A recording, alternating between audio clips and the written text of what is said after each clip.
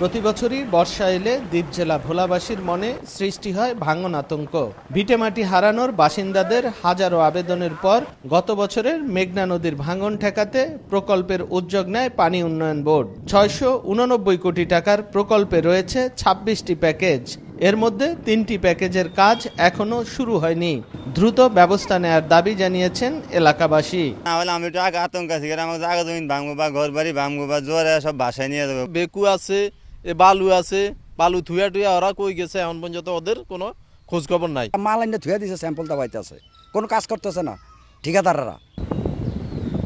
নির্ধারিত মেয়াদেই সব প্রকল্পের কাজ শেষ করার আশা পানি উন্নয়ন বোর্ডের। আর ঠিকাদারের গাফিলতির বিষয়ে আইনি ব্যবস্থা নেয়ার কথা জানিয়েছেন জেলা প্রশাসক। এই সবগুলো ঠিকাদারের কাজ নির্বাচন সমাপ্ত হয়েছে, এখন কাজ পুরোদমে শুরু হবে। আশা করতেছি প্রকল্পের নির্ধারিত সময়ের মধ্যেই আমরা প্রকল্পটি শেষ করতে পারবো। যথাসময়ে তাদেরকে কাজ শেষ করতে হবে, না হলে আইনগত যে ব্যবস্থা আছে আমি পানি উন্নয়ন বোর্ডকে অনুরোধ করবো, আমরা সেদিকে যাব। পানি উন্নয়ন বোর্ডের তথ্য মতে চলতি অর্থ বছরে প্রকল্পের ৯০ কোটি টাকা ছাড় দেয় মন্ত্রণালয়।